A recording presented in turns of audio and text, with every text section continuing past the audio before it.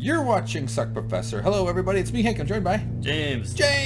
Hey, we just finished Twin Peaks episode 12. Let's rock. Let's rock. Right? Is that what the name of the title is? Yes, that was the name of the episode. That's what I was going for there. And this was an interesting episode. We've got screenshots. We're gonna break the whole thing down here real quick. So lots of spoilers if anybody's worried about that. Kind of a long podcast discussion sort of thing. It's going to be rambly and weird, and hopefully enlightening, and will change your life. Yep. I was expecting big things from this episode because of the title, Let's Rock. Let's rock. Because it's a phrase that we know that the man from another place, Michael J. Anderson, has said before, so there has to be some significance, and we know that it was what was scrawled on the windshield at the Fat Trout trailer park after the disappearance of Special Agent Chet Desmond. Okay. So it's a mysterious phrase that goes all the way back to Fire Walk With Me, so it's important. So therefore, the episode must be important. So we're expecting lots of rocking to happen. Yes. And boy, did we get something. Yeah. I don't know how to feel about this one. We'll talk about how we feel about it at the end. So anyway, let's just get right into it, and we'll see where we end up. How about that? All right. So there it is. That's the curtains and shit. And, okay, now we open up on some hotel somewhere. It turns out our trio of agents are having a little bit of a little nightcap, maybe a little sip of some vino, right, James? So go ahead. You take over. I already lost track of it. Oh, so basically, Agent Cole has already misunderstood something Albert had said. Already did his own little idiosyncratic thing where he says something else. Anyway, to get back to the actual plot of the episode, plot of the scene, they're talking about Project Blue Book that was shut down by the Air Force back in 1970. Now, this is pulled directly from The Secret History of Twin Peaks. Okay. So this is stuff that I recently read about, so it bears reference to the novel. All right. Or the book, or whatever you want to call it. Okay. So he's essentially telling Tammy that after the closure of Project Blue Book, they opened another special task force called Blue Rose, which we've seen before. We've seen reference to it in Fire Walk With Me. We've seen it in Season 3 itself. It seems to be a code word for paranormal events or paranormal happenings. It was also the phrase that Major Garland Briggs' head, as it floated through space, uttered the words Blue Rose as he passed by Agent Dale Cooper. Okay. So now he's saying that there were historically a number of people who were assigned to the Blue Rose Task Force, which was headed up by Philip Jeffries. So did you know that already, though, about Philip Jeffries? Because wasn't he a big mystery for this entire time? Nobody knew who or what I think he was mentioned in The Secret History of Twin Peaks as being connected to the whole like UFO, paranormal, Blue Rose type thing. So this is a big reveal then, if it wasn't already clear that Philip Jeffries used to work for the government in this project, in this secret Well, we knew project. Philip Jeffries was a special agent. Oh, we did know. Yes, that. he was FBI agent. See, I did not know that. Okay, all right. Okay, fair enough. I'm the dumb one, by the way, everybody. I'm just letting you know. And ignorant, dumb and ignorant, and a little impulsive, and I make bad choices. Yes, so we know that there was a couple of people who were assigned to the case to the task force in the past. It was Albert, Philip Jeffries, Chet Desmond, obviously Cole, and Tammy Preston now. Right. Well, and that Agent Cooper, of course. Sure, Agent Cooper. Right. And then so they invite her to join the secret gang. Come into the fold. It's sort of like the FBI's version of the Bookhouse Boys. Well, yeah. I don't know what that is. No, it's okay. I almost acted like I did. No, just so I wouldn't have to listen to you explain it. Not that that sounded insulting to you. I didn't mean it to. I just don't want to. I don't need new words in my brain right now. So anyway, they're like, you're great. You got all kinds of good grades. You're tall. Let's do it. And it seems like we want you on the team. This could be a spoiler, but it's going to kind of go into the secret history of Twin Peaks.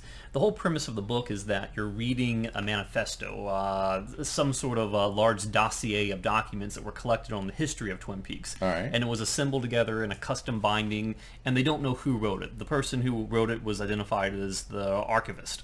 Okay. And the person who's taking notes on it is a special FBI agent who only goes by the initials TP. TP. Okay. Yes. TP for Twin Peaks or Tammy Preston. So by the end of the book, we find out that the archivist is Major Garland Briggs. He was writing it. He picked up the work from Douglas Milford. And that the FBI agent who's noting everything is Tammy Preston. Okay. So we know she is well aware and well versed in the inner workings of Twin Peaks and who all the major players are, because she is literally the one who reviewed that entire dossier. Okay. That's good info. So she's a good candidate. All right. Yeah. So it sounds great. Sounds like she's willing to put in a lot of long hours. And that's what we need, protecting us from enemies, foreign and domestic, right, James? Sure. And interdimensional. By the way, I just thought the way that David Lynch smiled in this scene was really funny. Not like he was goofing around or anything, but he had just a very sincere big smile. It was just Yep. interesting. A lot of lingering edits and long takes this episode, or a lot. I don't know how to describe it, but they sure filled in a lot of the gaps here. Some of it seemed wasteful, but there was also parts that were kind of classic Lynchian of filler material that I don't want to upset people by saying are waste of time.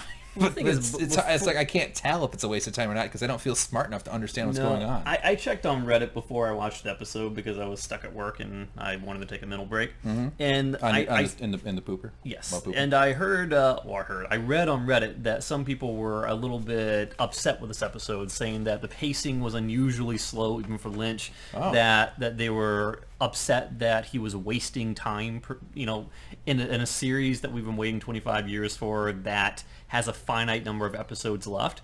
But the thing to remember is that he negotiated for 18 episodes for the return of season 3. Yeah. He obviously knows what he's doing. He knows how many episodes he needs to tell the story. He's not stretching it out. He's not watering it down. He's trying to convey something, and just because we don't understand it at the moment doesn't mean that there's not something there hidden that will make more sense later on.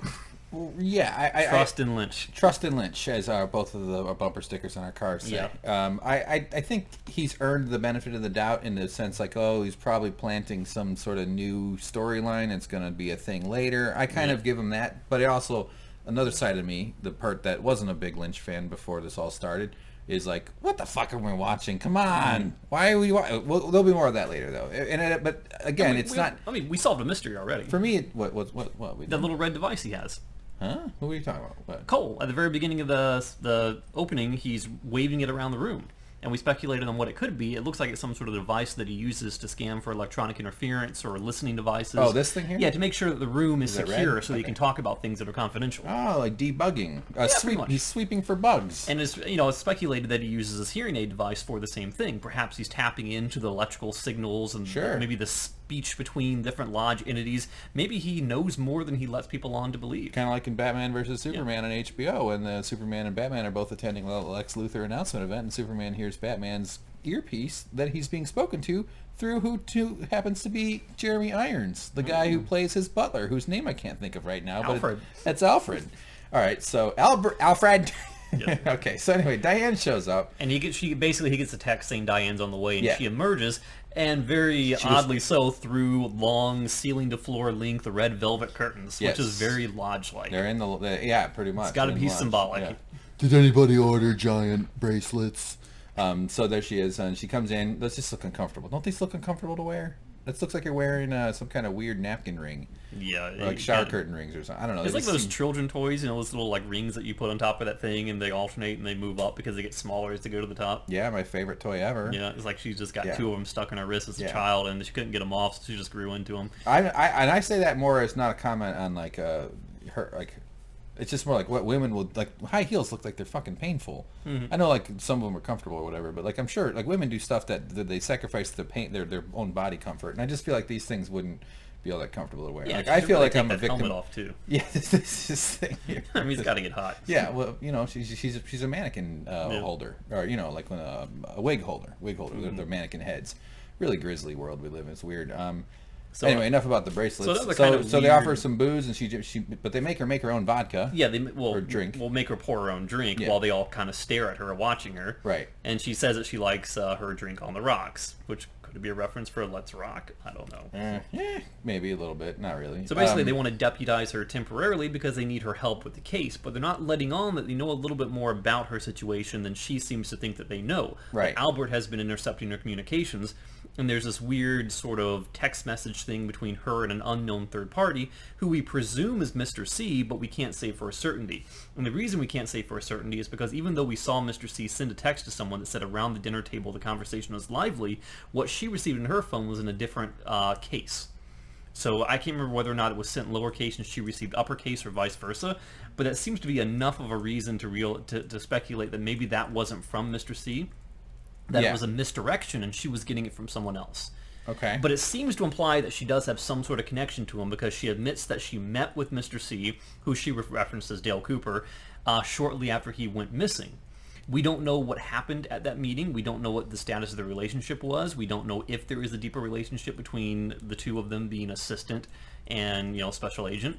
All that's kind of unknown at this point. But we do know that she's interested in finding Dale Cooper because she said, what's in it for me if she helps out? And he said, a little bit of money, not much else, but it'll help you get some closure and some insight on your friend Cooper. Right there. And that's when she does the weird little hand thing right there. Yeah, and a little music kicks in, and she goes in this, let's rock. Right. Like, all right. So that's her saying yes. Yeah, so immediately people are going to be thinking, is Diane possibly inhabited by a lodge spirit, much like Philip Gerard is inhabited by Mike at this part?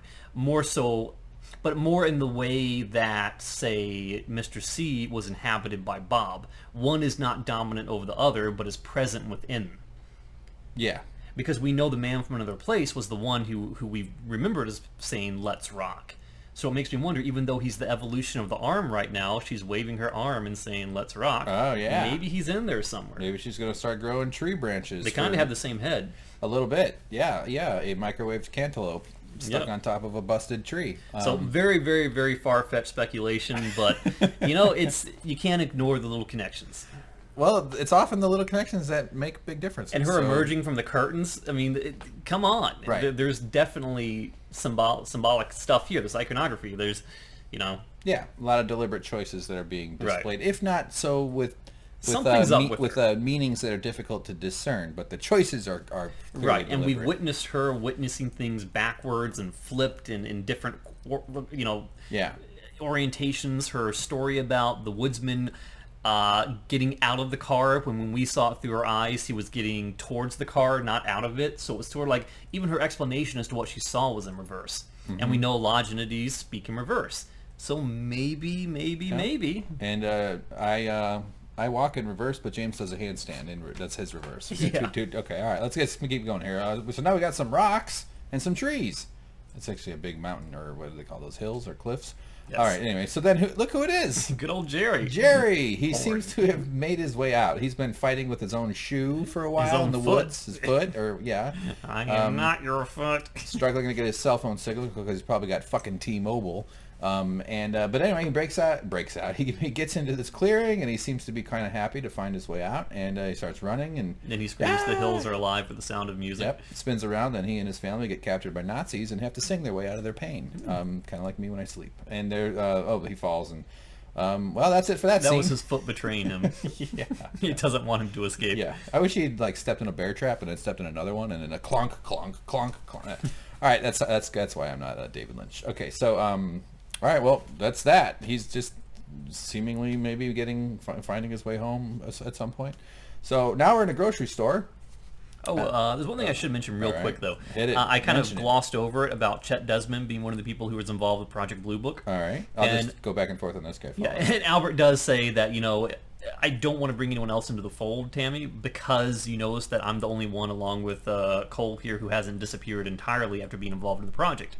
We know Agent Cooper has kind of flown the coop, as I said before, and Chet Desmond was an FBI agent who was featured, as far as I know, only in Fire Walk With Me. He finds the owl ring underneath a trailer that was occupied by the Tremonds, and once he retrieves the owl ring from underneath their trailer, he promptly vanishes. We don't know where he went, what happened to him, or where he's been since. It's a mystery. Okay. Fascinating. Who knows? Maybe he fell down a rabbit hole like this guy's doing right there. I don't know what I'm saying. All right, so can we go? Yes. Okay. So give some, get some here, everybody. Look at that, James. Old-timey grocery store. Not like these big box retailers we're all used to here in big city L.A. Look at who. This is a trailer shot that we've been waiting to see this for a long time. It is Sarah Palmer. Yes, and this is the second time we've seen her in the entirety of season 3. Right. And she is a very, very important character, so we expect a lot out of her here. Yes, looks like she's got some Bloody Mary mix here, and so she's picking out some vodka to go along with it. These are very drunk people in this episode. She grabs like 3 of them. And then she sighs when there's not a fourth one to go for. So she's got weekend plans coming up ahead, planning out her days.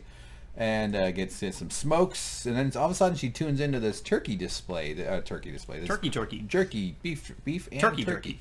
I'm reading both of them. Well, she says that the beef jerky was there before, but the turkey jerky wasn't. She says the beef was there before? I think she said because she focuses only on the turkey jerky. She did tune into the turkey, but to the what jerky? Turkey jerky. I like the way James says turkey jerky. Penguin jerky. Penguin jerky. Oh man, that would be expensive. Yes. And delicious, I'm sure. Probably a little bit cold. Yeah. Anyway, all right, fine. Just the turkey or whatever. But I read Well, the whole display. She the way they framed takes this shot exception to the whole display. They look at the whole display. But the cashier seems to only focus on the turkey. Yes, you did just get into the turkey. This is looks like bags of, like, if cat food were human food. Like, this is just meat, just the salted, cured. By the way, I love jerky meat. Okay, I won't say that part. All right, so then she sort of gets her total. That's a lot of money, man, just because of all that booze. Vodka is expensive. No shit, man, especially 3 bottles. And so she's doesn't really, balk at that, but then she's like, Oh, she does reference beef, yeah. Yeah, those beef jerky. See, James. But she says, what type is it? And she says it's not. It's turkey jerky. What do you think it is? Beef. Raisin Bran jerky too? Is that what's going on with you, buddy? Huh? Open your eyes. No more Raisin Bran. I know what to get James for Christmas now. Captain Crunch. How am I supposed to know what Captain Crunch looks like? I've never had Captain Crunch. Trust me. That's My family never bought me good cereal. You couldn't afford it, huh? You could only afford Lieutenant Crunch. I had freaking cornflakes, and if I didn't like it, I felt like a king when we had Cinnamon Toast Crunch, but often we would eat Cheerios, and I just add sugar to it because fuck it, who needs to be alive? All right, so she's what type? That's a weird question to ask about jerky. What do you mean what type? Oh, yeah, you can clearly see behind it's turkey or beef. Yeah. Like, what do you mean what type? It's meat that used to be flesh. What are you talking about? It's made from turkey. And it's like beef jerky. What were you here when they first came? Now, but she's sort of having a psychotic break. When she says, "Were you here when they first came?" It makes me wonder if she's really talking about the jerky anymore. No, I think this is just suddenly... that she's tuned into something else and her mind is elsewhere. Because Sarah Palmer has always been like a lightning rod for the electrical events around Twin Peaks. Okay. She was the one who was drugged by her husband Leland while he raped and eventually murdered her daughter, Laura Palmer. Fucking Leland. Yeah, pretty horrible. But she was the one who saw the horse. The white horse, and we did a whole video on that. Yeah, Woe to he who sees the pale horse, or something like that. That's right. Sarah Palmer was the only one who ever witnessed that. Okay. And there was also this rampant speculation from me personally, and a lot of people seem to disagree with this, but rampant speculation. it was, and I'm not 100% sold on it, but the whole bug frog thing crawling into the mouth, the timing doesn't work out perfectly because she seems like, the age doesn't exactly match up, but there's a chance that could have been Sarah Palmer as a child back then. It doesn't mean that the bug got her pregnant when it crawled in. It just means that the bug was there for when she got pregnant later on in life too. What? Isn't that what the whole thing was with that one? Pregnant?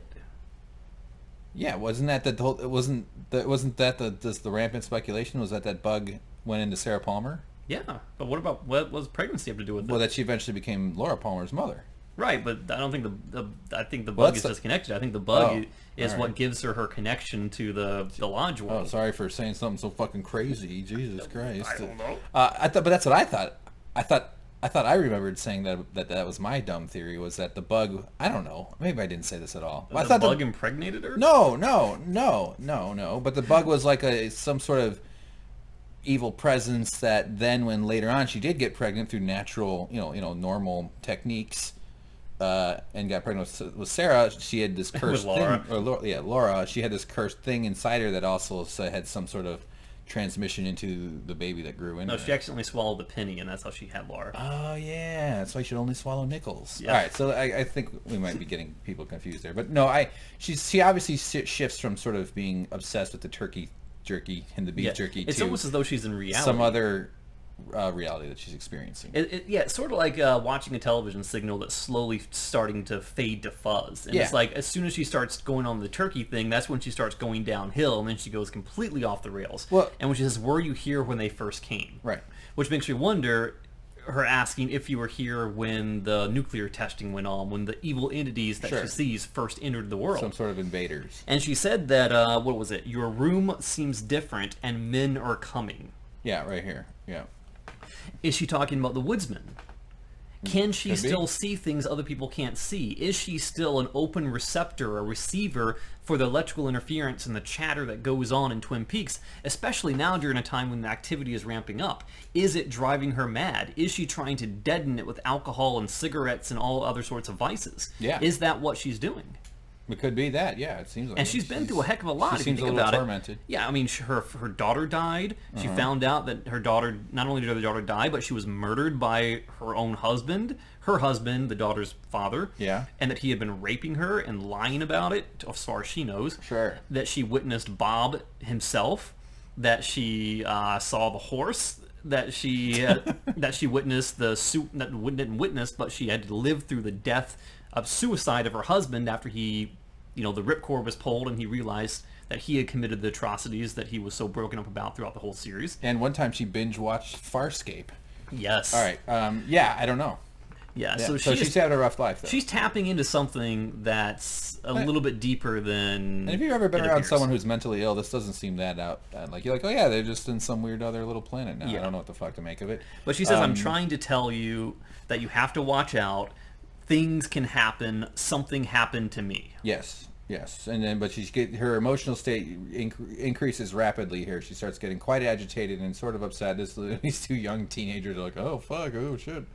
I just wanted to make a little money so I could afford a Playboy subscription, but no. And then she starts trying to grab the wheel again, saying, Cera, stop doing this, get the car keys, get the car keys, get the car keys. Mm-hmm. She knows that she's gone off the tracks, and she's apparently gone through this a lot of times. She probably doesn't go out in public too often because she knows that she's prone to these fits. Yeah.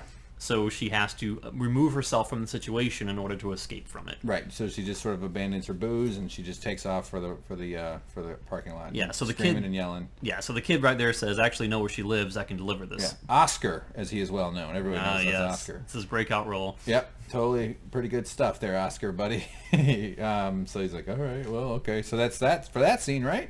Yeah. All right. I mean, well done. I think the acting from Sarah Palmer is pretty darn good. Well, she nailed it. I want to see her more. You compare her to Tammy and David Lynch, Cole, and Albert sitting in that room before. It's like, yeah, no, I was convinced. I felt like I was watching an old elderly woman have a mental breakdown. Yeah, I mean, she seems to be pretty sweet. Yeah, she's she's in a different league. I nominate her for Bridges of Madison County 2. Now it's for real. The Return. The Return. That's way funnier than what I said. All right, here we go. Next one. The new Fat Trout trailer park.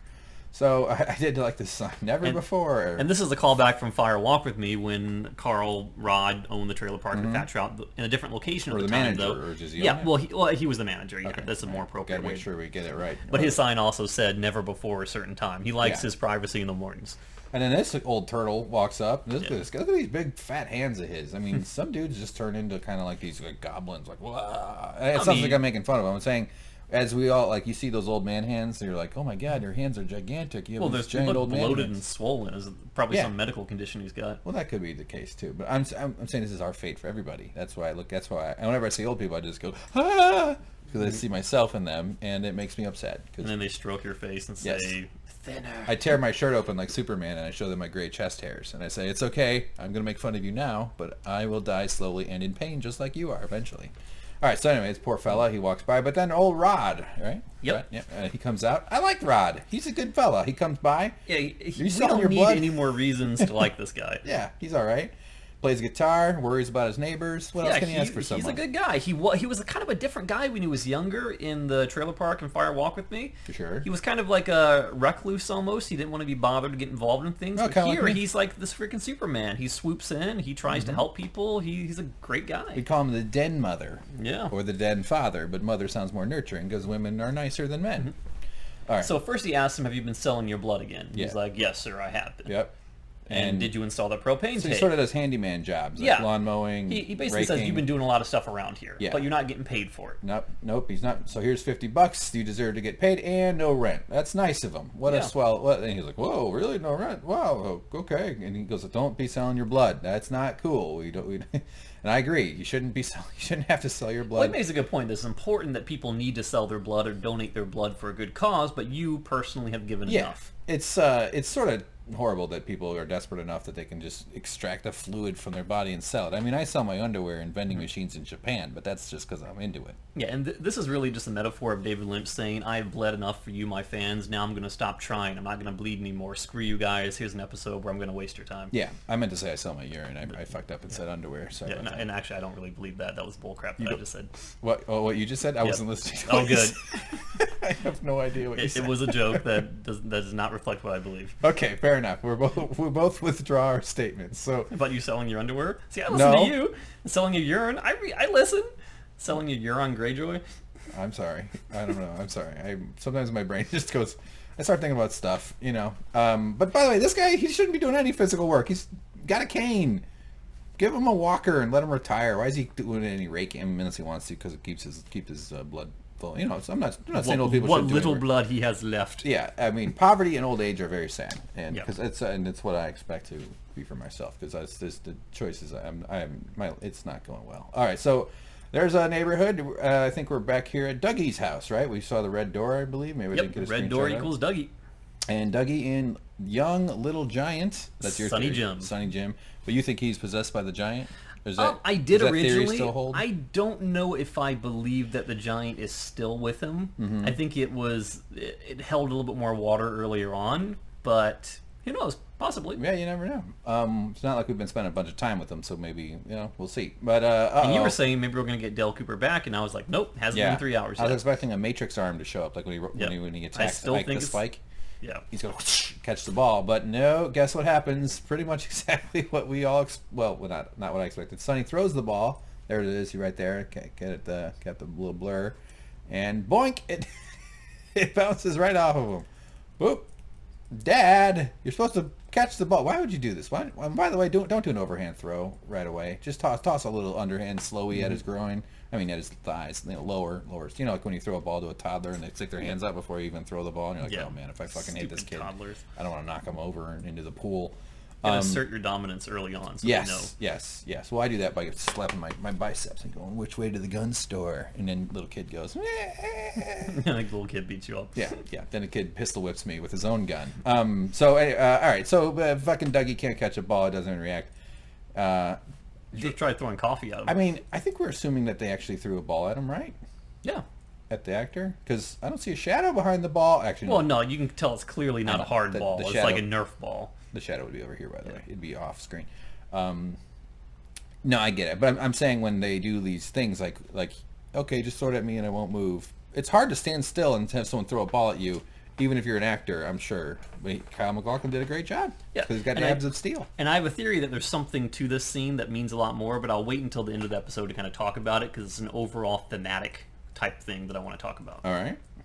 So he just took it right off. And the this is shoulder. all the Dougie we get. This is all the Agent Yeah. Cooper that we get the entire episode. They just Yeah. kind of inserted it in there as if to say, oh yeah, he's in here too, but he's not the focus of And this the last episode. few episodes have been pretty Dougie heavy, haven't they? Yeah, the yeah. last two at least. So it's okay for us to take a little bit of a break from old fuck machine C. Yeah.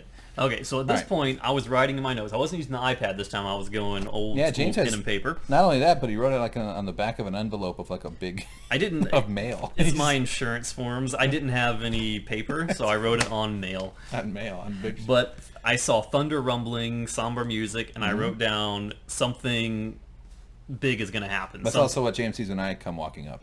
Yes. Somber music. Okay, go ahead. And I was like, what's the big scary reveal? And then this shot pops up and I nearly pooped myself. You knew it from the outside though. This You is know the this home. iconic Palmer house. This brings back a lot of memories from the original 2 seasons. Of Leland emerging from the front door, I always say Sarah Palmer. Laura Palmer running outside after coming home early from school, hiding in the bushes, seeing that the person that she knows as Bob is really Leland when she first finds out it's her father. Okay. The horror in her eyes when she was observing this for the first time, the fan that's spinning inside the house that we always associate with Bob visiting in nocturnal fashion to do horrific things to Laura. Okay. So it's almost as though this house has some sort of an evil hanging about it. It's got this. I used the word iconography already, but it's a good term for this house because it's so symbolic of what the horrors of the first 2 seasons were. Yeah, it sure is, man. It's weird that homes they can kind of carry the energy of previous crimes or something. Yeah, just seeing it again is just Yeah. It's the house itself is a little unsettling. Sure. Yeah. No, it's really interesting that I think it's all a psychological trick we do because we attach memories to objects, but it's not actually energy. But we do. Like, you see a scary old haunted house. Go, oh, old lady Doris was there? No, I mean, that's a good phrase. Was fucking killed there, man. Crazy. I mean, be careful. She'll throw a maxi pad at you. Yeah, I mean, I don't believe at all in ghosts, but I do encourage people who do to discuss it because I think it's a very interesting topic. Sure. But I personally don't believe that they are around. I would use the term haunted here. Haunted by memories and connections to past events. I'm more persuaded by people's imaginations and abilities to be a little kooky in their own brain than actually that there's an apparition wandering around. But the thing is, oh, how come I'm not going through the floor? The happiest thing that would ever happen to me is if I actually did see a ghost and I was proven wrong. I would love to be proven wrong. Oh, that there are no ghosts. Yeah. Yes. Yeah, same thing with God. It's like, yes, yeah, I'll take it. Let's be right about it. Come on. I'm not going to believe you with your dumb, stupid family and clothes. Not you. I mean, just people trying to... Okay. All right, we don't want to crap on any... Okay, so anyway, they kind of know each other. Hawk, Cera, yep, they absolutely know each other. So, anyway, he's just checking in on her, but mostly he makes up an excuse, right?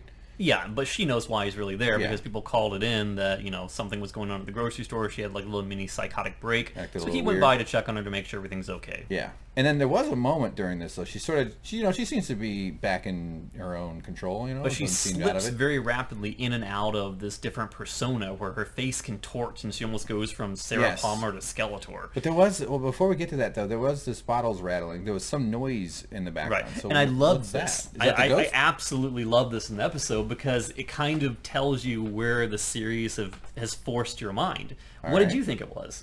I assumed there was someone else in there moving milk bottles around. Who else would be in her house? The ghost of Laura Palmer. Possibly. Leland. Because that's the exact point I'm making. Because the way this is written, the way this story is unfolded, the first thing that comes to mind is there's some sort of evil entity in there. Something that is controlling her, that is keeping her from telling Hawk that she needs help. Something that will kill her if she reaches out and tries to say something's wrong. Yeah, that doesn't want the cops coming inside. Right. Not even a nice guy like Hawk. Right, but in reality, that's the chances of that being the truth is pretty stupid. It's all Occam's razor. The simplest solution is usually the correct one. Right. It's clearly the bag boy who brought the groceries. Oh. Well, why would she hide that, though? Because she just doesn't care about, it's like, whatever, it's not your business. He brought my vodka, he's putting the bottles away, so shut up. I'll give you a lot of credit if you turn out to be right on that one. And if you're wrong, 20 push-ups. Drop it, give me 20. I want it to be something supernatural because it's a much more interesting thing, but from the logical standpoint, it makes a lot more sense that it's the bag boy. It's a good misdirection. Because he said he was going to deliver it. Yeah. And he was delivering bottles because that's all she bought. And we hear bottles rattling in the kitchen. Yeah. And what if he brought her some turkey jerky just to make her feel better? Yeah. He's throwing it at her like a cat, just trying to get the cat to like do a trick or something. All right, so then, this is the part here where she contorts into Skeletor. And she goes, it's a goddamn bad story. She said it real crazy. Yeah. Like, she just, slipped into this other mode for a moment. And that was, ooh, boy. Oh, God. And, man... So then he's like, okay. He's real chill, though. He's real chill. He doesn't have much. I like that. Yeah. Is it really, pal? Look at all the veins in her eyes, man. God, I can't believe that we're all going to turn into these old people. It's going to be terrible. I can't. It's already happening to me, James. Okay, so so that's it. We just don't know. We don't know what's up with. So mysteries abound with Sarah Palmer. Right, now we're in some kind of hospital, intensive care, I think, somewhere, and we've got a victim in a bed. James knew immediately it was Miriam. I didn't know. Miriam Sullivan. Because I'm dumb, but poor Miriam is, at least she's alive. She's getting some help, but looking pretty beat up and not having a great day. David Lynch has done this to me again, where I look at her medical chart to look for numbers and patterns, but there's nothing. What does 134/84 mean? Oh my God! Could be blood pressure. Which room pretty good blood pressure. Which room in the hotel is that? Well, that's because she's on all kinds of fucking drugs, and she's turned into a human being barely alive. I don't know yet. Okay, she's making out with some olives. That's good. She took off her bracelets because those are uncomfortable. I told you. Shoot. That ruins my theory that she grew into them from childhood. Yes, or she's hoping to grow napkins big enough because those are pretty big napkin rings. I wish I was rich enough to use napkin rings. I'm not. I use paper napkins from Chipotle, and even those I steal. That's where I get all my napkins too. Of course, it's I get my burrito and I grab a giant stick. Yeah, stick it to the man. Couple extra for road boogers, and you're good to go. And to reach back and fix our fan there, everybody. All right, so then she gets a text from unknown at 5:28 p.m. That's military time, right? Did I do the math correctly? 12 plus 7:28. 12. It's 19 minus 12. All right. And they haven't asked yet. So, okay, we're not sure what she means by all that. Okay, so what time? You're saying it's 5 o'clock right now, right? No, 7:30. Oh, 7:30. Okay. I did the math, yeah. So 7:30 at night, we presume, because she's drinking. Well, it is at night. There is military. Oh, right, military, obviously. Military. There's Right, no right. AM. Yeah. Right, exactly, because after it goes to 12, it goes to 1. I mean, to 13. 13 is the equivalent of 1, but it's in the Yes. PM. Got it. Drop and give me 20. No. That's my new catchphrase. So she types in all caps, they haven't asked yet. Right. I just need to point out something here. Is this a deliberate? This is one of those things where you decorate your nail with extra fucking stuff like rhinestones. Rhinestones. Rhinestones. Isn't that like a? Wasn't that like a like you put fertilized egg little or something? calzones on you. I don't want a rhizome. But come on, don't do that. What are you doing here? What is all that about? I don't know why. I shouldn't judge it. You know, I mean, why should I care? Speaking of calzones, we can't make Scaramucci references anymore. I know, it's so sad. Yeah, so God, quickly. The guy only lasted under 14 days. Yeah. It's nuts. Now, I mean, how am I supposed to explain Anthony Scaramucci to his kids? He's going to be a Jeopardy question one of these days. That's his only fate. So our government is in chaos, but hey, at least we got David Lynch to keep us all sane.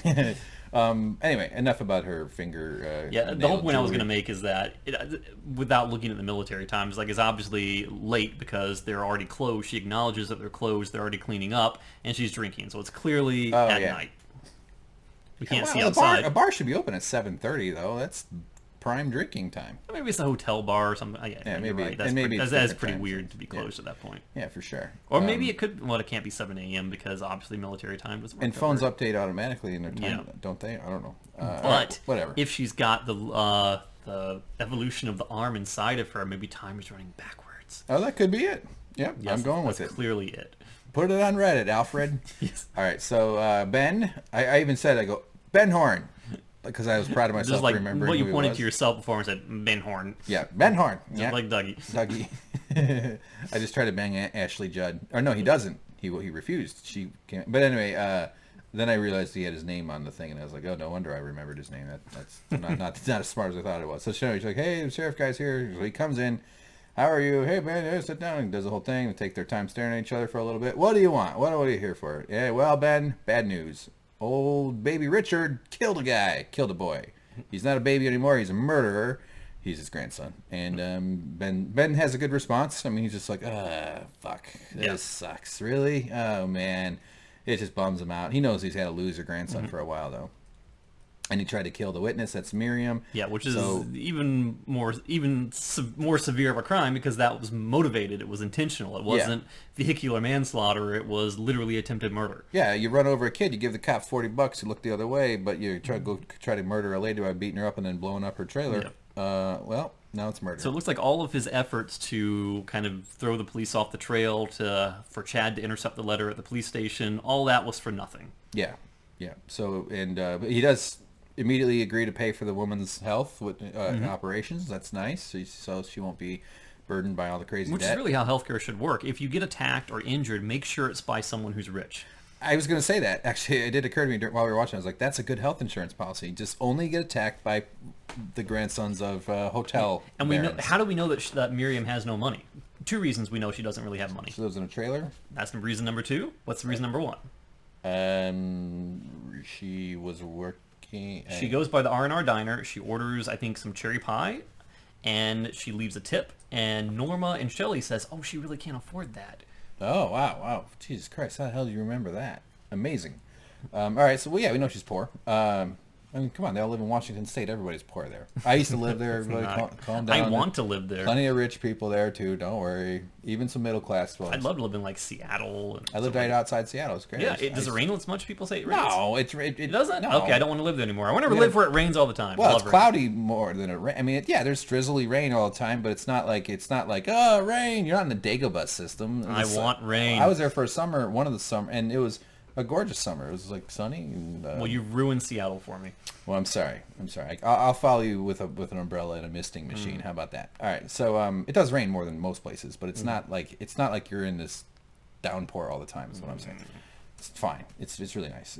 It's a fantasy land in my mind. It's cloudy though. Come on, James. Get with it. All right, so he just kind of remembers a little bit about his grandson being a piece of shit, and that girl. Oh boy, I was going to send this to Harry. Oh, what's he talking about now here? The 315 the room key. Yeah, that's right. Which I actually bought one of those off of Etsy to give to a friend of mine as a gift, along with a copy of the Secret History of Twin Peaks in hardcover. Oh, I can't wait to get that gift. Yeah, right. It would be the weirdest thing to give me because I know you don't care. I'd be like, why did you give me an errand? Now to go back to Barnes and Noble. Thanks a lot, you piece of shit. No. But James did buy one of these keys. These are iconic parts of the show. Yeah. Everybody loves the old 315 hotel key. But then they kind of, old Agent Cooper's room. And if you recall, that was the one that Dougie dropped in Jade's car when he ducked down, fell out of his jacket pocket. Jade mailed it, right? Yes, Jade was at the car wash. The guy at the car wash found it on the floorboard, said, hey, I found this down here. And she was like, oh, okay, it says return in mail, postage guaranteed. Threw it in the mail, got back to the Great Northern Hotel. Right. So she's one of my favorites. I like that, Jade. So anyway, then Sheriff Truman here says, this is a very strange coincidence. We're doing an old case with Agent Cooper, and yet this key shows up. That's interesting. So obviously he's going to follow this. Very slow-paced conversation. It was like, yeah, very interesting. Yeah, it really was. It took they took their time. But he gets up and he leaves finally. And so where do you think he's going to take the keys? Is he going to go into the room or something? Not right away. But well, I mean, why he can't? Why not? The key doesn't work anymore. Because they changed to those cards? Exactly. We haven't used the key system in over 20 years. We changed to the cards. So it would mean nothing to that room. So the room has probably been renovated. Oh, I'm sure. Probably. I mean, no, they left all the soiled sheets in there because, after Cooper left, they just couldn't touch it. Saves Cooper's airplane Still a crime scene. Yeah, it says all of his stuff on it. Still the blood on the floor from where he got shot. The porno he only watched 9 minutes of. Yep. So he leaves, and then Ashley Judd comes back in, Beverly, that we like to call her around here, and he tells her what's going on, and she's like, oh, man. And he reiterates the entire story back for her, along with the fact that Miriam Sullivan's in the hospital, that she can't afford an operation, that he's got to pay for the operation. But this story means something. And this story, yes, the story means something in the context of the theory that I want to drop at the end of the episode. Okay, all right. Well, he talks about this bike that his dad got. He painted it 2 colors of green, and she kind of gives him this sort of sympathetic smile, but a tear goes down her face at one point here. But she's got her own problems at home. There's a man who I presume is her brother or her husband, Tom, I think his name was, who clearly is suffering from some terrible disease, a degenerative disease. He's in a wheelchair, right? Yeah, it looks like he's got on chemotherapy or something like that. It looks really dismal for that poor guy. Yeah. And it almost as though her end game might be to get close to and possibly extort money out of Ben. I don't know for sure, but it seems like that might be her modus operandi. I would think I'd love if she extorted money out of me, and I'd be when she find out I had no money, I'd be like, well, I got an electric toothbrush. She's like, I'll take it. I got a pretty nice computer monitor because I won it in a video editing contest. My fan works. You want that one? Anyway. So he's like make arrangements to make the payments, but he just keeps talking about this bike. And that kind of references back to that whole sickness thing we were talking about in the last episode, where people, no matter what the external factors are going along, despite how severe they are or how much they impact other people, they tend to get kind of wrapped up in their own memories, their own self-interest, where even though he just segues from this horrible condition of this woman who needs operation to yes, my bike, I loved my bike. Right Well, yes, maybe this is a version of coping. Like he's having kind of a stressful day, all of a sudden it's bad news, and he's got to spend a bunch of money, and his grandson's a murderer who's on the run, and okay, let's cover it up with a nice little memory about something that brought me joy, something simple that I have deep down. I've decided I'm going to drop the theory right now. One of the through lines that I wrote down at the very top of this piece of paper is that this episode seemed to have a lot of references to loss of family members, mothers, but more specifically fathers. Because if you think about it, what have we seen so far? We saw Dougie and Sonny Jim playing catch, where Sonny Jim has effectively lost his father. There's no feedback there. Just throws the ball, bounces right off of him. Okay. We see Ben Horne talking about the bike, but the bike is told in the context that my father got for me. So he's reminiscing about his father through the context of his love for the bike that his father got for him, therefore talking about missing his father. Sure. who he has lost and no longer has. The bike meant so much because of its connection to his dad. Right. Yeah. And he even said that the thing that went wrong with Richard is that Richard never had a father. Right. So that's 3 connections so far. Okay. And there's a 4th one coming up. All right, we got more father talk coming up pretty soon. All right, so now we get to this scene here. Wow, this was the one when I went from not being sure if I'm into this episode to being like, what the fuck are we doing? What? Yeah, I'm very patient with this stuff, but even this annoyed me. Yeah, even you were annoyed because I don't trust my I almost said disdain. I don't have disdain for the show at all, but I like any negative feelings I have about the show. I'm missing a lot of the context that people have pointed out that I should learn. So I factor that into my opinion. I don't think it makes my opinion less valid in that way. So I just automatically kind of discount whatever I think about the show. But but anyway, coming up here, he's giving her old man talk about he's got some hot babe with him. She's quite attractive, much younger than he is. We guess they met at the hotel, or did he phone up an escort service maybe? We find out at the end of the scene. Yeah, we do? Yeah. Where we met, how they met? Yes. Oh, wow, that went right by me. And then anyway, Miguel Ferrero comes in and says, hey, mind if you ask your guests to wait downstairs? Or, yeah, there you go. And so we think like, okay, wait for a moment. And then we find out she's French. Yep. Oui, mon chéri, with a nice big smile. And I was thinking, okay, then they're going to talk. We're going to find out what Agent Albert has to say. But no, we don't get to find out. Make you wait a very long time, and Agent Cole goes along with it, allows Albert to have to wait because he's getting what he wants. He has his eye candy in front of him, which is clearly what he's most interested in right now, not his friend who's waiting patiently for him to escort his friend out. Trey Chic. Yeah, no, totally. I mean, who doesn't like this shot? This is one of the few times I've ever seen anything like that, are probably the best moments of my life. Which, again, could go back to the whole sickness thing. And I know that's your thumbnal right there. What, this one? Yeah. Just knowing you, I know that's it. Honestly, no, because the text, it's hard because I try not to put identifiable faces behind the text because yeah, whatever, we'll figure it out. But it was super indulgent as a filmmaker. I know that they're telling a story, like you said, about Agent Cole getting what he wants out of this, but she checks her makeup. She does the mirror thing. She even takes a little, puts on lipstick. All these little steps of her leaving that don't need to be shown to tell the story. And I'm sure Lynch defenders would defend this stuff right now here. I mean, this is very Lynch, though, right? I mean, showing this kind of unnecessary stuff.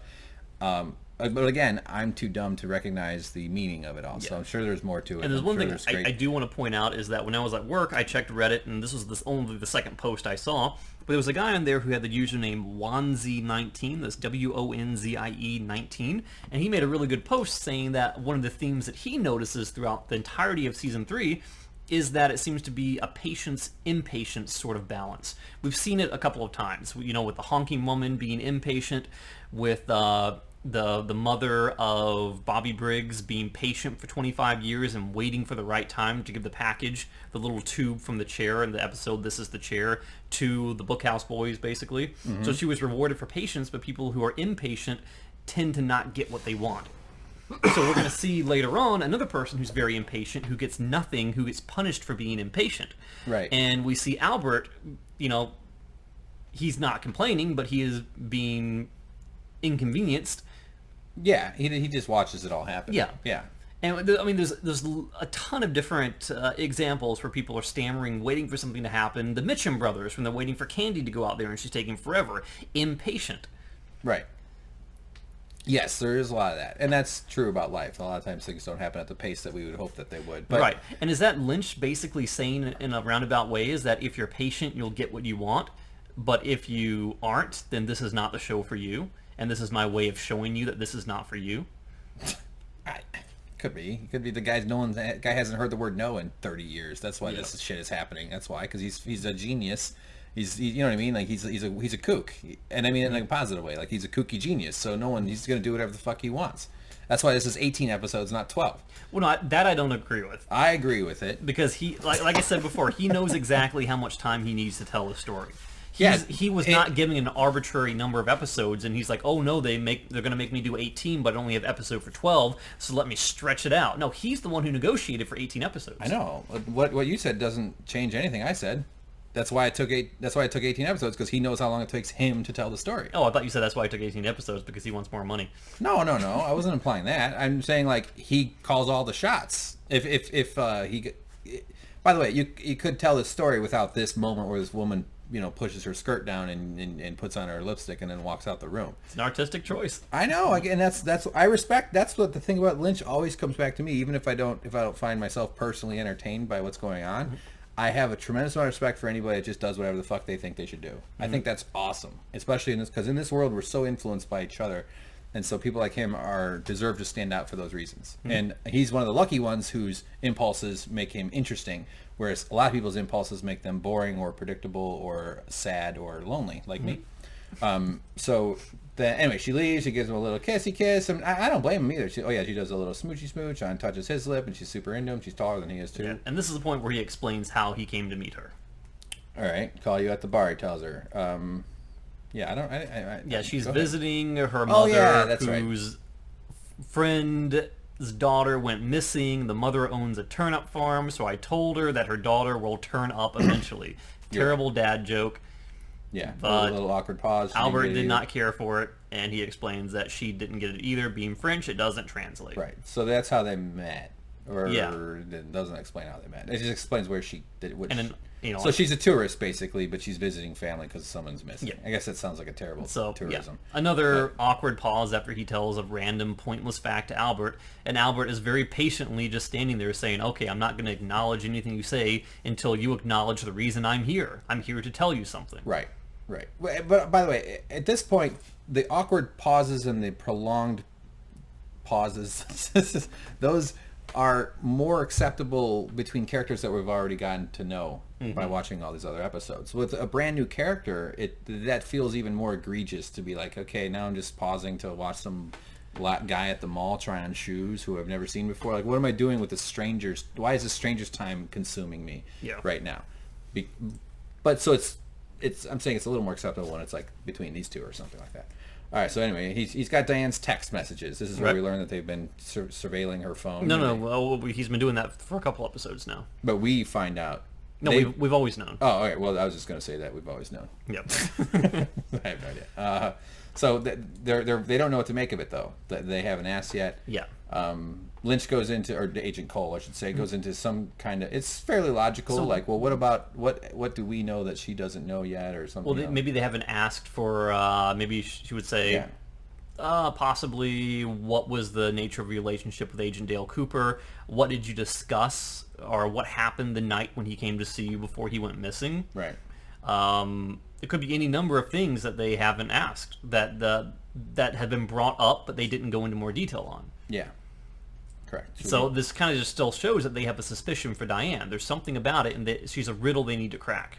Yes, for sure. And that's probably why they invited her, asked for her help. Right. Keep your enemies close, your friends close, your enemies closer. Keep your James even closer. Yeah, she's not really an enemy, but she's a suspicious person who seems to have inside information that's relevant to their case. So rather than have her going off doing her own thing in the background, keep her close to try and figure it out. Exactly. All right. But then he wants to get back to this fine Bordeaux. And that we've heard him on the phone talking to Albert before, where he says, "I want to enjoy this fine Bordeaux." Which makes me wonder, Bordeaux is a French wine, so it makes me wonder every time he's talking about that, is he really metaphorically saying that he's enjoying his time with a French woman? Well, hey, we all enjoy time with French women except for the smell of cigarette smoke. Mm-hmm. Here's our theme for the night, cigarette smokes. Yeah. I speak French. I'd like to try out my French skills on a French woman someday, and also my sexual intercourse skills. All right, 11:05. Okay, wait a minute. Sorry. He said, "What kind is it?" And because of the hearing differentiation, he thinks he says, "What time is it?" Right. And he says 11:05. Correct. Is this the same night as when we saw Diane in the bar? Because when Diane was in the bar, what time was it? 1928. 7:30. 7:28. Okay. Yeah, on her phone.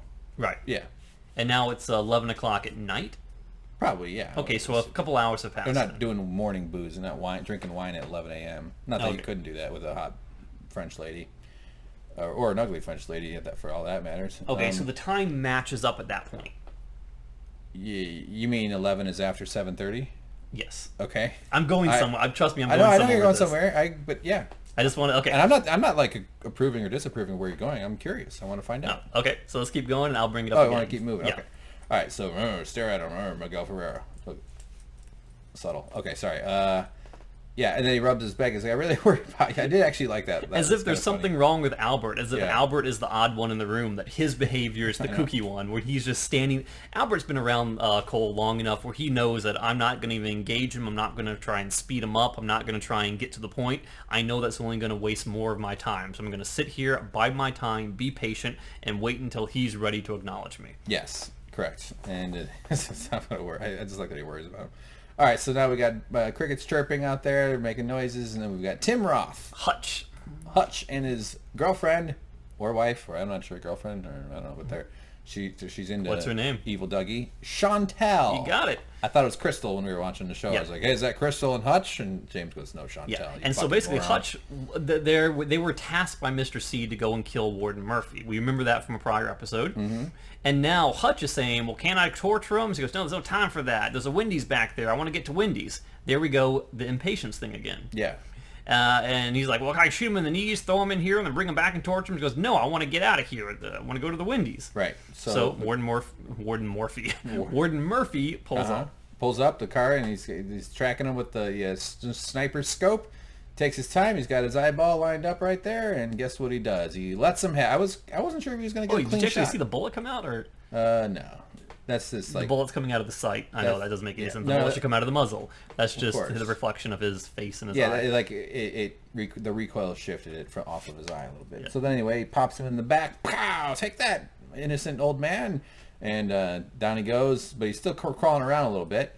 Mm-hmm. And he lines up another shot there, and has at his head, and puff, we get a nice puff of red cloudy blood. I didn't get a the red mysticins. That's right. And the little boy comes running out. And again, here's the fourth reference: loss of a father figure, or a literal father. Daddy, where? It seems like this is a prevalent, reoccurring theme in this episode. Why? I'm not quite sure, but it seems like it's there. It's unmistakable. Dads are getting taken out all over the place. Yeah. And then he goes, next stop, Wendy's. Yep. I like that. There's the impatience again. Yeah.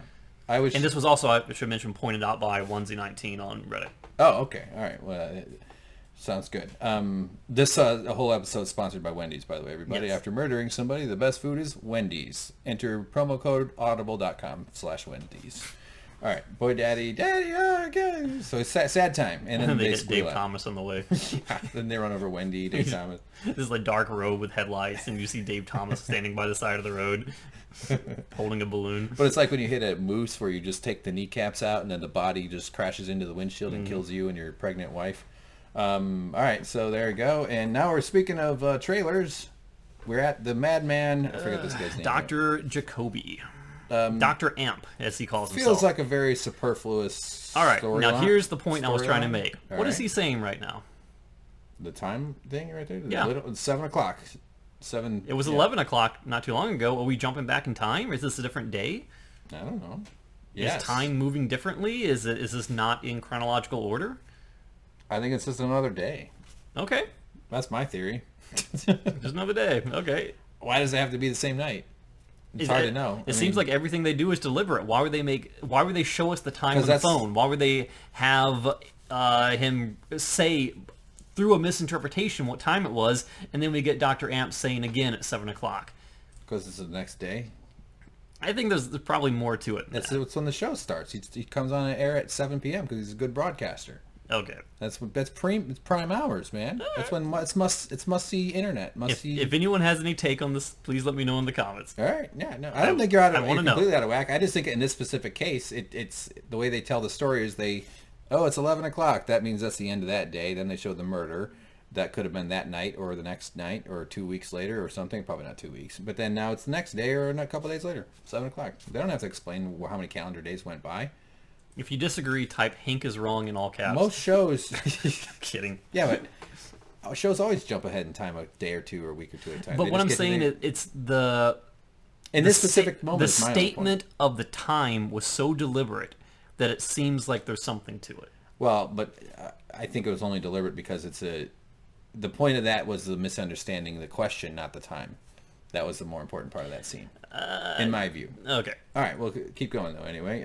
Let us know in the comments, guys. Is Hank right or is Hank extremely right? So, the stars, so he has his little script. He's reading his thing. He's got all his crazy shit. It's almost like a direct playback from the last time we saw him. He's just repeating a lot of the stuff we've already heard from him. Yeah, he does a lot of this anti-government, screaming and yelling about the corporations. Sounds a lot like me, by the way. Yeah.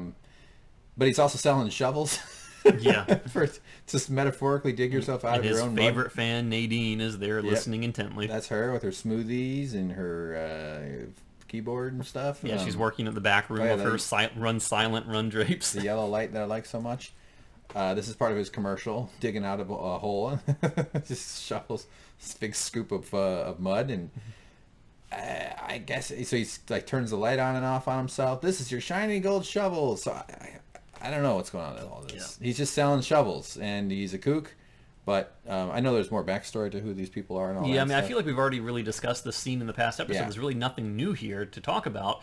His connection to electricity, Dr. Amp, the whole importance of electricity in Twin Peaks in the show. We've already kind of gone over that, so I don't really know what else to say. Yeah. Other than, is this like a time loop? Are we seeing something that's already happened before? Is this it's new? At least it's slightly nuanced from the last time, but it seems like it's a repeat of a scene. It's another theme is like, is he testing our patience? Yeah, I can see that. Yeah, possibly. But I just think this is the guy's just touching on the same topic because it's the topic he covers with the show, which is yelling about corporations and politicians. Yeah. Pretty much what I do when most of my spare time when I go on dates. Fuck, this is what I say. Fuck you all in the ass, you fucking treasonous puppets. That's why you got fired from Sesame Street. Yep, that's why they fired me. Grover told me, get out! Is that how Grover sounds? Sure. Oscar the Grouch popped out of his homeless can and he yelled at me. Here's the moment where I looked over to see if you were falling off the couch in shock. I was bouncing off the ceiling, and I was just like, Audrey Horne. I didn't know her name at all. Yeah, right? Audrey. This is a huge moment because the only time we've heard reference. What the heck was that? That was my pocket. That's okay. I'll handle it. It's all good. Just some noise phone. I felt like Lucy for a moment, terrified by what's that? Anyway, Audrey Horne. The whole speculation in the entire season is what happened after the bank explosion. How long was she in a coma? Is Mr. C the father of her evil son? If her evil son or her son, period, is Richard Horne? These things we still don't know. So we finally see her, and it's like, okay, we're finally going to get some answers. Yeah. But, yeah, I was hoping for answers. And then the camera pans over. And we got a messy desk filled with paper. And we got a guy here. And we don't know who exactly this fella is. She's looking at him with a lot of intensity. He works at the Bank of Hogwarts. Bank of Hogwarts. He's an oddly shaped guy. I think there's some sort of differently abledness going on here. I don't want to make fun of the fella if he's disabled. No. But it seems like it's almost like some sort of level of maybe, I don't want to say dwarfism, but it seems like there's some sort of diagnosis dwarfism. Well, it seems like there's some sort of growth issue with him. He seems to be smaller than most people. Yeah, his head is like oddly proportioned. Yeah, he looks like an egg stuck onto the body of a of a different egg. I don't know. He's just a strange. He's an interesting appearing fellow. Yeah, sure. Well, yeah, I think, and his arms look. Yeah, I'm not. I already made fun of him, but I don't mean. Okay, I'm bald. All right. So she's all upset though and frustrated, but we don't know their relationship though at this point. Yeah, all we really need is the upper line of that caption. I'm tired of waiting. Yeah, that's the theme of the whole episode. And the theme of me when I go on my stupid rambles. But are you aware of like who Audrey Horne is? What her relevance? Yeah, she was the snotty from episode 1 that I watched. She was the super spoiled troublemaker. Yeah, rich daughter of the Horne family. She was the person that every teenage boy who was infatuated with the show had on his bedroom wall. She was the subject of a lot of people's crushes. So she would have been my Cindy Crawford. Yeah, she was a big deal. Yes, she would have been my Topanga from that show. Boy Meets World. Boy Meets World. I couldn't think of the name. She would have been my Jessie Spano. From Saved by the Bell. She would have been my Dale Earnhardt. All right, Audrey, look at this paperwork. So he's like, she wants to go somewhere, and she's like, I can't. I got shit. She wants to go to the roadhouse because she's missing a person that she wants to find named Billy, who has been missing for 2 days, which immediately brought to my mind, how long does a person go missing when the lodge takes them? 2 days. 3 days. 3 days. So 2 days, maybe this is a huge jump in logic to say, oh, he's missing. He must have been in the lodge, but. Well, I'm who's gonna Billy? Go. I don't know. I have no idea. I was afraid to ask you because I always feel like I'm supposed to know this stuff. But you know, we're gonna get a whole bunch of names fired at us in rapid succession, and I don't know who any of them are. Yeah. And I don't know if I'm supposed to know who any of them are. Yes. So she's not having this guy though. She's like, you know, balls loser. She's exactly how she was in the original. I love it. She mentions the no balls thing. And I assume he probably has no balls. He's a eunuch. I want to get a look at that. Yes. That taint with no drapery. Thank you for that imagery. You're welcome. Are they silent Anytime. drapes? Well, they are now. They're certainly less sweaty. Oh God, it's like having a xylophone, with covering up a couple of grapes hanging from your. It's horrible. I can't believe women Are tolerate you ever? it. If Did I say xylophone? I meant to say. How hard would I meant it to say be for you to be a father? Accordion. I'd be a great dad. Kids love me. To say these things? No, you know why kids like me? Because I use full sentences when I talk to them. I look them in the eye and I talk to them like they're human beings. My parents never did Children that. fucking love me, and that's so. No, The only thing my dad ever said to me was "fire bad." And that's when he was holding your hand into a fire. Yes. Then he said, "Walk with me." No, I wouldn't be. I couldn't be a walk dad because I'm too selfish and messed up in the head. But no, I would be a good dad. And I'm contradictory. I'm just saying. I would be. I was fantasizing about teaching it. Like, hey, all right, let's pay attention. I'm sure you would be. What is like? I was just making fun of the tangent, the X-rated nature of your tangents. Hold the knife by the handle, not the other side. See? Okay. How hard is it? Come on. All right, so this dude, who we find out later on is named Charlie, does not want to come with her because of a couple of reasons. One, he's got a lot of work to do. He has deadlines, and that even if he stays and gets all his work done, he's not going to have as much time to sleep as he wants to. And he's tired. He's very sleepy, very tired. So he's very self-involved. He cares only about, what he needs, not what she needs, because all she's thinking about is what she needs. So there's this dueling need where neither one wants to give an inch to the other. Without knowing who Billy is or what exactly is going on with him missing, I could see it being reasonable to be like, hey, it's a new moon. We might as well wait till the morning. When's the last time you told anyone it's a new moon? It's a new moon. You want to walk on the beach? There'll be less shadows. We're down for the devil in the pale moonlight. Yeah. Take me back to Taco Bell where my car is parked. Hank, you fucking Tinder weirdo. I've never done Tinder. I did OK Cupid a couple years ago. It was pretty good. You did? Yeah. Well, I tried it out. Met a girl only a block away. And then she turned out to be fucking nuts. All right, let's keep going. So she left you for the nuts? Because I didn't have any. All right, sorry, I don't know where we're at. So yeah, you're right. But I don't think I'm just saying, I didn't get like a negative vibe from him. He seemed like a pretty, selfish. Yeah. But not nefariously being like, no, I do not want to help. Did you ever read one of the reasons why Michael J. Anderson decided not to take David Lynch up on his offer for season 3? No. Because he said the money that was offered to him was insulting, and he felt like David Lynch had made a career out of using him as a little person, as an object of curiosity, as something which is strange for the sake of being strange, because it fits into his thematic modes of bizarro stuff. Sure. And it seems like he's using this individual for kind of the same reason. Because you're thinking, is this guy in a relationship with Audrey Horne? Why is she around him? What's the connection there? How would this little man here possibly attract the object of every boy's fantasies back in the 90s? Right. Well, it turns out that we do know their relationship. Well, first of all, she's admitting to cheating on him with these screenshots right there. But this is her husband. How did that come to be? Maybe there's a whole story there that we'll get to see. We get someday. a little glimpse into how that came to be, but not enough to really know exactly. Yeah. I don't know. I'm assuming he's rich, right? Oh, we'll see. Right. Well, so is she. She's a freaking horn. What does she need him for? Let's see. I don't know what goes with horns. Christmas lights. Yes. I don't know what else. Okay. So she said that she had a dream of Billy and he was bleeding from the nose and the mouth, and sometimes dreams harken to truth. Mm-hmm.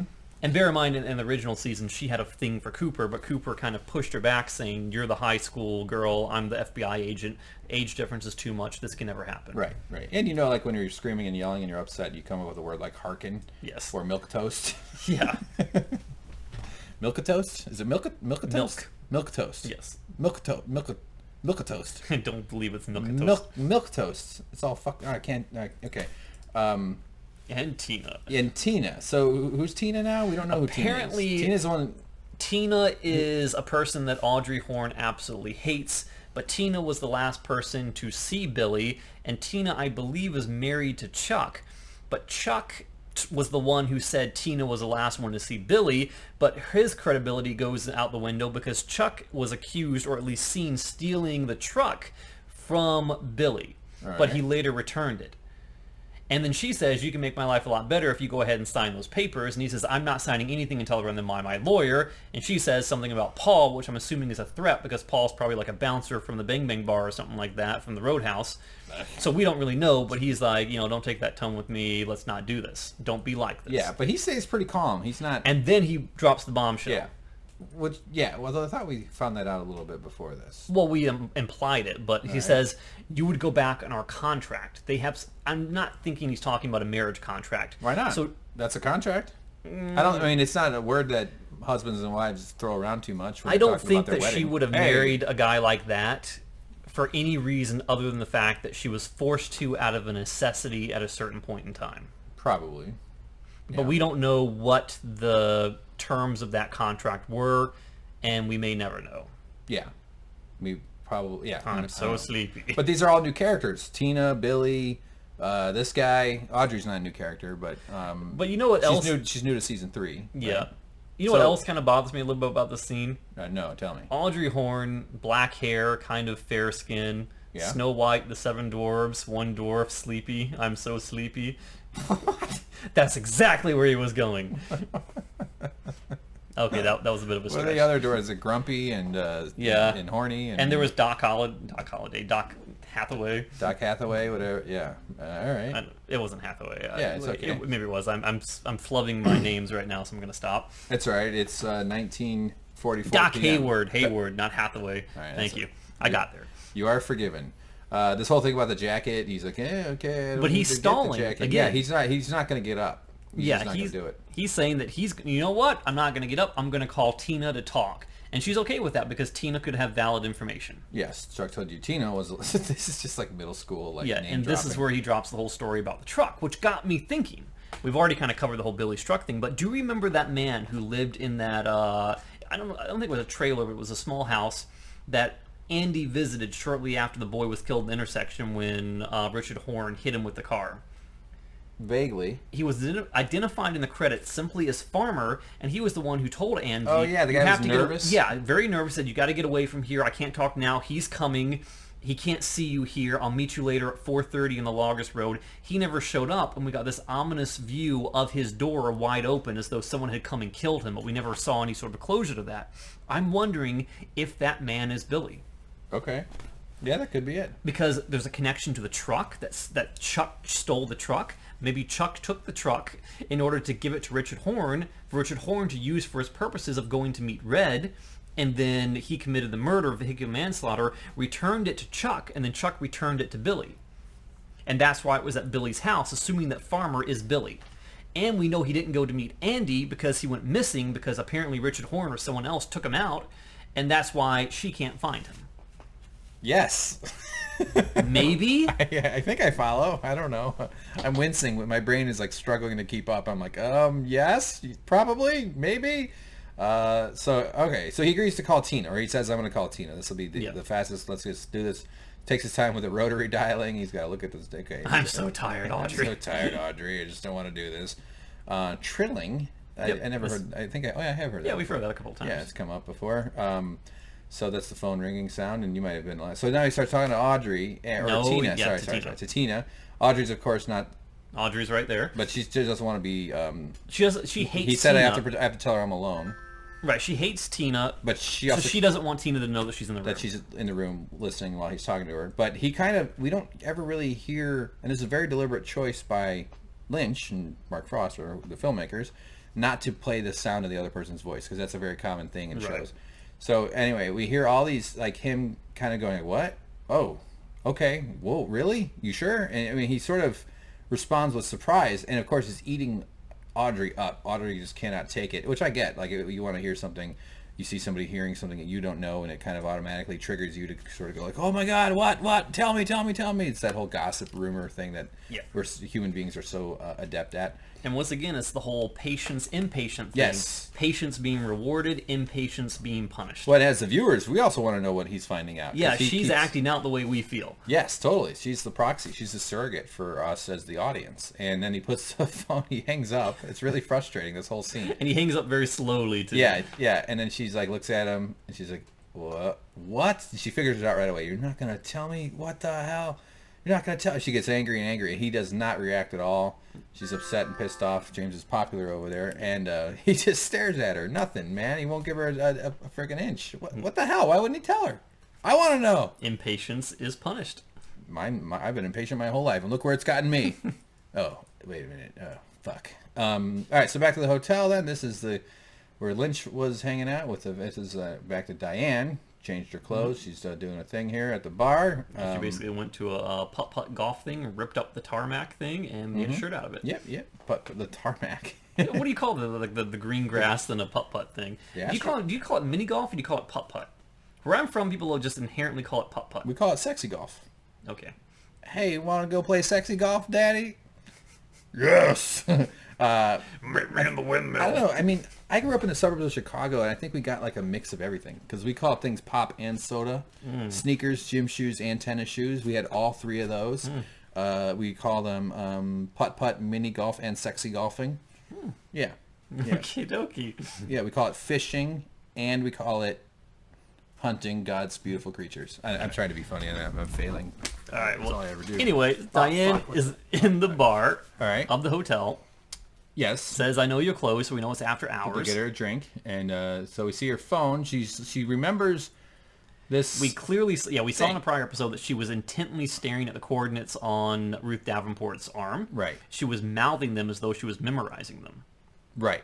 So she has this sort of vision, not vision, but like this memory here of this, and then we see her kind of going coordinates, and so she starts typing it in there. But we on don't her see phone. what she's typing. No, we don't. We assume she's typing in those. And then she says right? +2 at the end of it, as though it makes me wonder, is +2 supposed to be zoom in resolution 2 or something like that? I'm not quite sure what that means. Yeah, I don't know. I'm not sure how it works. And then it turns out to be a little location in northeast Washington State, which happens to be Twin Peaks. Oh, look, here's the jewel. This is so distracting. Oh, God, I can't stop staring at it. I can't. What if it was a googly eye? A little eyeball moving around in there. A little pupil, I mean. So, yeah, we've got the... I can't stop staring at it. Let's move on. All right, sorry. And it's Twin Peaks. So what is this? What does this tell us? Well, the coordinates on the arm were supposed to be the coordinates of the zone, right? Yeah. Of where, of what they've been looking for. And the zone being Twin Peaks, she knows that Agent Cooper was in Twin Peaks when he disappeared. So this has some great significance to her. Okay. I mean, it should have been obvious to her to begin with, but, Right. I mean, is this just where the story is going to culminate? I mean, I assume they're going to end up... Well, it sort of is. It's like the conversation is lively around the dinner table is lively. So, and all the honking woman and all these things that you perceive to be perhaps woodsmen or people inhabited by the entities of the lodge, coordinating, trying to make a mass exodus towards the central focal point in time for this mass opening of some gate or something. It's almost as though like a scene from Ghostbusters where there was this vortex of energy at this one part and all the spirits are gathering up and coming from far away to meet at this celebration or something. That's illegitimate ghostbusting. The only true ghostbusting is a river of pink ooze. Okay? No, I'm not saying that actually happened in Ghostbusters. I'm saying it's like something that might happen in Ghostbusters. I get it. Like this is where the evil's going to come, like the Hellmouth from Buffy. Yeah, sure. I never watched Buffy. Yeah. What? I watched the movie. I watched the movie in 2 or 3 episodes. 2 or 3 seasons. I think what America needs most is a group of determined teens in a high school library. The only thing I remember about the movie was the cheer that they did at the cheer squad. It's good. It's a good movie. How funky is your chicken? How funky is your chicken? How loose is your goose? Our goose is totally loose. Come on, all you Hawk fans. Come on, all you Hawk fans, and shake your caboose. Wow. And shake your caboose. You said that with such gravity. I felt like I was listening to... That's how they delivered it, too. To Noam Chomsky himself. Yes. Okay, so let's keep going on there. Then it goes into ambient whooshing. This is another establishing shot in the black with... We can't see it on our screen right here. I'm not even sure if there's any data in the JPEG, but when I brighten it up in Premiere, we might actually have something to look at. Otherwise, I'm wasting people's time with a black screen. But then, Bang Bang Bar, which we always love to see because it's the end of the show, usually. And turns out... it's the band, and look at this guy. What's he got going on? Tears? It's like a teardrop tattoo type thing. That means he's murdered 3 gangsters. Yes. Right? I don't know what that means. Oh, he's got 2 on this side. Okay, so all right. I'm sure there's something there. But then, guess what? More talking. We've got some people we haven't seen before. People I'm not familiar with. They're talking about another girl named Angela, who apparently is having a relationship with Clark. But the other girl says she can't be with Clark because I saw her here the other day with Mary. They were practically making out in the corner. Yep. So she says, oh, I freaking hate Mary, and Angela really hates her too. So what's going to happen when she finds out? Who's Clark and Mary and Angela? I don't know. Like, we don't need new characters now at this point in the season. It seems as though this is just more internal drama that's not connected to anything we've seen so far. And then this other guy comes in, swooping in. I guess his name is Trick. But actually, there is something there here. was the guy that comes charging in, right? It's saying here something about spreading around. And what did we see the last time we had a scene similar to this? We had the girl who was a waitress who was fired from flipping burgers, and she had that big rash under her arm. Yeah.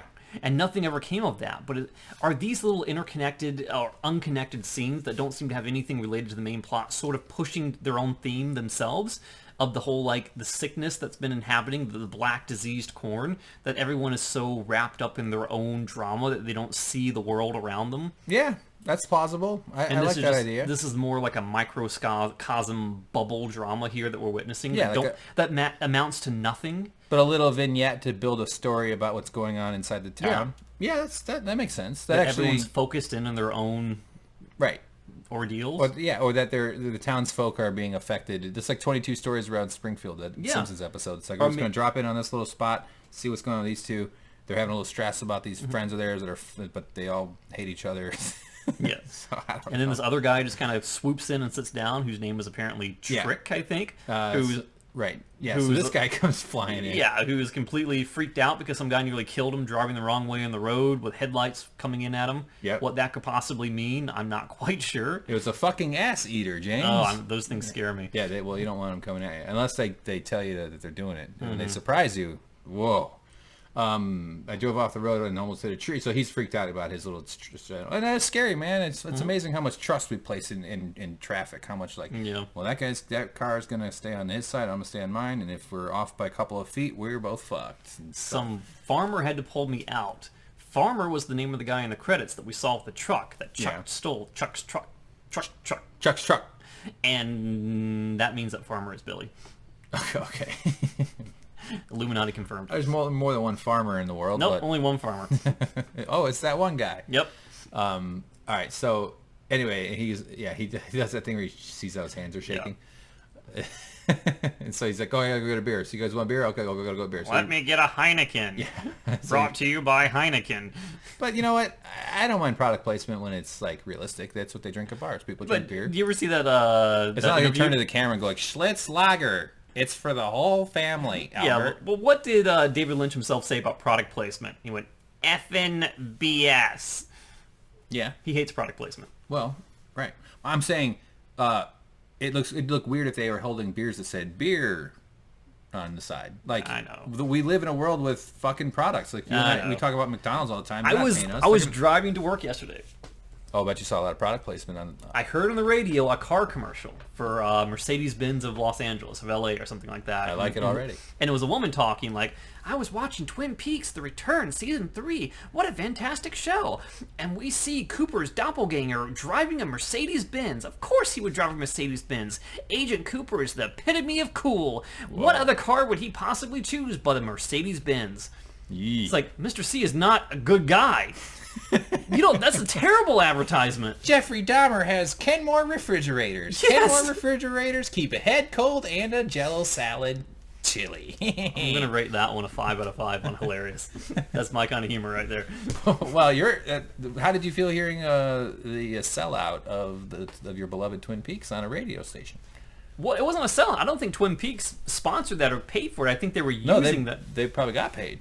You think so? Sure. Isn't that how it works? I mean, so I know there's... okay, yeah. To use someone else's intellectual property and advertisement, of course, you've got to pay for it. Yeah. But it was a terrible use.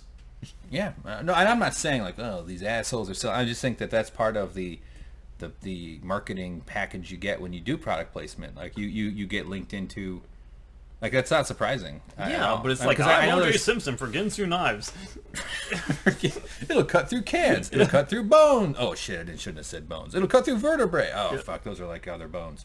By the way, OJ Made in America on Hulu, incredible, amazing documentary. Everybody, just a side note, absolutely spectacular, so well done. Spoiler, he did it. Well, it's not. I mean, they take their time. They talk about his whole history and stuff. It's fascinating. So it's a very interesting story. But I know that there's like someone whose job on set is to like coordinate the way the products get placed and stuff. And that's a simplified version of that. But I mean, they're all the marketing departments for all these companies, all these cars, every car they I can counter feature. that. You can counter that they had to use Heineken because I don't know if they had to use in my Heineken. daily job I sometimes come across things, and there is an active TV show on the air right now, which is a TV show I like very much, but I was going through some of the production boxes for work-based purposes, and I came across a lot of art department work where every single like can of corn on the shelf or bottle of beer or soft drink was implicitly designed to avoid any sort of copyright problems. So they could have done that, but they just didn't want to spend money on it. That's what I'm saying. Yeah, right. Like either that's why when you do see products, it's 100% deliberate. Yes. Yeah. Never a mistake. But every time you see one, that label, that logo has threads that tie into the radio station that's trying to sell Mercedes that ties somehow down the road into other things like that. Baby Cribs by David Lynch. I don't know what the show's about. By Baby Driver. Yeah. Buy a microwaved cantaloupe. Doesn't that sound disgusting? It really does. Cold cantaloupe is disgusting. I don't like cantaloupe. I kind of like cantaloupe. I like honeydew a little better, but I don't mind cantaloupe. It's all right. Do a grape, maybe something fun. Have a nice night. So anyway, they're all freaked out. I don't know. And Trick is now no longer in house arrest, so he's a free man. Whoopee! Right. Yeah, exactly. She says whoopee, but you didn't get it. I didn't get the whoopee part. No. So they have a nice little time. They're going to get boozed up. And Trick will come back and, hopefully buy them a lot of beer. So this is the part of the show where we look at the credits and see if we learn anything from the credits that we didn't pick up on during the walkthrough recap. Just for this episode, this wasn't much starring going on. He got hit by a ball. He deserves the big thing. He failed that catch with his son. Yes. But he was there. Yeah. 90% of the job is just showing up, man. That's what Ed said in Modern Family once. Okay. All right. There's the cast. Abby. Anybody? You want to look up any? FBI to Preston, Bridgman Horne, Trick, Scott Coffey. Sonny Jim Jones. Wow, he's named after a cult leader who killed everybody. Yeah. Audrey Horne, Albert Rosenfeld. No surprises yet. Warden Murphy's son. Oh, that's the we little saw boy. him who ran out. Luke Judy. That's kind of interesting. Laura Palmer, Chantel Hutchins, Miriam Sullivan, French woman, Bernice Marlowe. Berenice Berenice.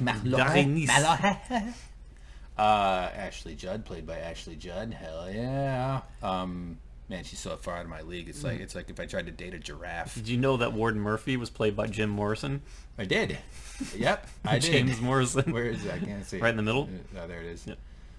All right, Bag Boy. Johnny Oshner is the one I think was in the kitchen at Sarah Palmer's house. All right, so maybe we'll see him again. Who was Chris Cole? That was, Test your memory. I do remember. I remember seeing it because it sounds like Crisco.